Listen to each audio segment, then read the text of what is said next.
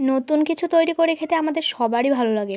এক জিনিস খেতে খেতে মুখের স্বাদ যখন চড়া হয়ে যায়, তখন নতুন কিছু বানিয়ে খাওয়ালে মুখের স্বাদ যেন আবার ফিরে আসে। আসসালামু আলাইকুম, আশা করি সকলে ভালো আছেন। আমি সন্ধ্যা নতুন ব্লগ নিয়ে আপনাদের সাথে আবারও চলে আসলাম।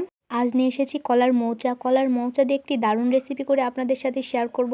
মুখে লেগে থাকার মতন রেসিপি। এক জিনিস খেয়ে খেয়ে যখন আপনাদের মুখের স্বাদটাই চলে যাবে, তখন এটা আপনারা তৈরি করে খাবেন। অতুলনীয় স্বাদ। আমাদের গ্রামেই পাওয়া যায়, যত ইউনিক যত আইটেম খাওয়া যাই আমরা নতুনভাবে সব কিছু তৈরি করে খেতে পারি। তারপর কলার মোচাগুলোর এই তো ভিতরে যেগুলো আছে, ওগুলোর একটা ভিতরে কিন্তু শক্ত আছে, ওই শক্তগুলো বের করে ফেলতে হবে বা বাকিগুলো নিয়ে নিতে হবে। এগুলো কিন্তু রান্না করেও খাওয়া যায়, বাট আজকে আমি রান্না করব না, আজকে একটু অন্য রকমের ট্রাই করব। আমি যখন গর্ভবতী ছিলাম তখন কিন্তু এগুলো অনেক খাইছি। আসলে গর্ভবতী মেয়েদের জন্য এটা খুবই উপকারী। এটা হলো আয়রন জাতীয় জিনিস, এটা খেলে খুবই উপকারী। তো আমি যখন আমার সোনামণি পেটে ছিল তখন আমি এগুলো প্রচুর রান্না করে খাইছি। তো এখন একটি ইউনিক রেসিপি তৈরি করব। আর এই তো এটা আসল জিনিস, ছোটোবেলায় যে কত খাইছি এগুলো, সবগুলো ফালাই দিয়ে এতটুকুই শুধু খাইতাম, এতটুকুর জন্য কত মারামারি কত ঝগড়া। এরপরে মানে কলার ফুলগুলো আমি সুন্দর করে কুচি কুচি করে নিছি। যেগুলো এগুলো ভাপ দিব, তার জন্য একবারে কুচি করা লাগবে না, মানে একরকম করলেই হলো। তার জন্য পাড়াপাড়ি করে জলদি করে করছি আমি। আর যে কোনো নতুন কিছু করলে শুধু মনে হয় যে মানে আমার তর্স হয় না, কখন হবে কখন খাবো, খুবই আগ্রহ লাগে, খুবই মানে একটা অন্যরকম এক্সপিরিয়েন্স হয়। তো আজকে আমি প্রথমবার করব। আমার চাচি শাশুড়ি বললো এইভাবে করলে অনেক স্বাদ লাগে। তো আমি হচ্ছে ট্রাই করা যাক কেমন লাগে। তো সবগুলো আমি সুন্দর করে কুচি কুচি করে নিচ্ছি। পরবর্তীতে ভাবছি ভাবি তো দেবো, আবার তো পিষতেই হবে, তার জন্য আর অত কুচি করে লাভ নেই, কষ্ট করে যেমন হয়েছে তেমনই থাক। তারপর আমি একরকম করে কেটে নিলাম। দেখতে পাচ্ছেন আমার কাটার যে অবস্থা, আর আঠালো যে আমার দুই হাতে একবারে আঠাটা হয়ে গেছে। তারপর আমি আসল জিনিসটা কেটে নিলাম। তারপর পরবর্তীতে সুন্দর করে তুলে নিলাম। এত আঠা দেখতে পাচ্ছেন, আমার মেজেটাও একদম নষ্ট হয়ে গেছে। বেশি নিব না, এতটুকুই নেবো, এতটুকুতেই অনেকগুলো হয়ে যাবে। তারপর এই তো ডাল দিয়ে করব, ডাল তো একটু ভিজাতেই হয় তাই না। তারপর রান্নাঘরে এসে ডালগুলো ভিজাতে লাগলাম। তো অল্প একটু করে যেহেতু করছি তাই ডালটাও অল্প দিয়েছি। তারপরে পেঁয়াজগুলো নিলাম।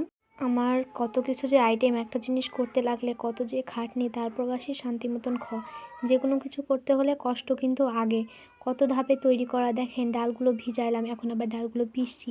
ডালগুলো একদম মমের মতন হয়ে গেছে, তো পিষতে অনেক ভালো লাগলো। দুবার দিয়াতেই হয়ে গেছিলো, বাট আমিও তারপরও একবার দিলাম, যে না একবারে মিলন হয়ে যায়। তারপর কলার মোচাগুলো দিয়ে দিলাম, এগুলো ভাপ দিতে হবে, তাই এগুলোতে কিছুই দেবো না, শুধু একটু পরিমাণ লবণ দিব। তারপর একটু পানি দিয়ে ভাপ দিতে রেখে দেবো। তো ভাপ দেওয়ার পর কিন্তু কষ সারে, এটার কিন্তু কালো অনেক কষ। ভাপ দিয়ে কেউ আবার কাঁচাই পিষতে লাগে না, তাহলে কিন্তু একদম খারাপ অবস্থা হয়ে যাবে। এই তো অল্প সময়ে ভাপ দেওয়া হয়ে গেছে। এরপর ঠান্ডা পানি দিতে হবে। ঠান্ডা পানি দেওয়ার পর একবারে ঠান্ডা করে নিতে হবে। কত খাটনি দেখছেন, একটা কিছু ভালো খাবার খেতে হলে কত খাটনি। তারপর ভালোভাবে চিপে চিপে তো পানিগুলো বের করে নিই। তারপর পাটায় আবার পিষতে হবে, এটা একদম ভালোভাবে পিষতে হবে। আটছোবড়া হলে কিন্তু একদম ভালো লাগবে না, একদম মিহি করে পিষতে হবে। তো যতই যাই বলুন, এগুলো তো আর অত মিহি হবে না, মানে যতটুকু পারা যায় ততটুকু পরিমাণে পিষতে হবে। তারপর আমি সুন্দর করে পিষে নিলাম। পিষার পর দেখতে পাচ্ছেন কেমন লাগছে, আপনারা দেখে বলবেন যে এগুলো আবার কি করে খাই, তাই না। কিন্তু করার পর যে লুকটা আসে, তখন দেখে এমনি জৈব জল চলে আসবে। আসলে দারুণ হয়েছিল খেতে। তো আমি সুন্দর করে পিষে নিচ্ছি ভালোভাবে। পিষার পর আমি এগুলো আবার তুলে নিচ্ছি। এই তো পিষা হয়ে গেছে, তারপর আমি তুলে নেব। তারপর আসল মশলাগুলো তো দিতে হবে তাই না। তো আমি ডাল দিয়ে দিলাম, পিষে রাখা ডালগুলো সুন্দর করে দিয়ে দিলাম। তারপর এখানে পেঁয়াজ কুচি মরিচ কুচি দিয়ে দিলাম, এগুলো আমি অফ ক্যামেরাতেই করে রাখছিলাম। তারপর একটু লবণ আর একটু হলুদ দিয়ে দিয়েছি। যেহেতু কাঁচামরিচ দিয়েছি সেহেতু আমি গুঁড়ামরিচ দিই নাই।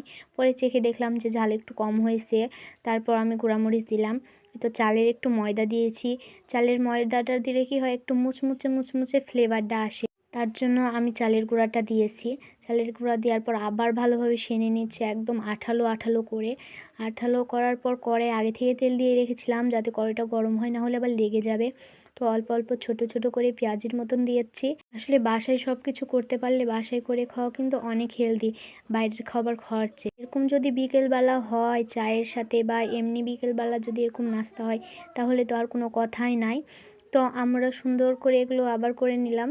তারপর আবার এক এক করে দিয়ে দিচ্ছি। তো বাসায় একটু কষ্ট করে করবেন, দেখবেন ওই জিনিসের স্বাদ কিন্তু বেড়ে যাবে। আর বাইরে করবেন ঠিকঠাক স্বাদও পাবেন না, আবার অযথাই টাকা নষ্ট হবে, বলবেন ভালো হলো না। কিন্তু নিজে একবার ট্রাই করে দেখবেন, সব জিনিস বাসায় ট্রাই করবেন, অসাধারণ কিন্তু স্বাদ হয়। আর নিজের খাবার অনেক হেলদি হয়, বাচ্চাদের ক্ষেত্রেও হেলদি হয়, পরিবারের সবার জন্যও হেলদি হয়। তারপর আমি সুন্দর মতন তুলে নিলাম, এই তো লাল লাল হয়ে গেছে, দেখতে পাচ্ছেন কতটা লোভনীয় হয়েছে। আমার তো দেখে জিভে জল চলে আসছে, অনেকটা লোভনীয় হয়েছে আর খেতেও অনেকটা কিন্তু লোভনীয় হয়েছিল। তো বাসায় একবার ট্রাই করবেন। তারপর আপনাদের ভাইয়া তো খেতে লেগেছে, বলছে সেই স্বাদ হয়েছে। তো আজকের ভিডিও এতটুকু পর্যন্তই। আল্লাহ হাফেজ সবাইকে।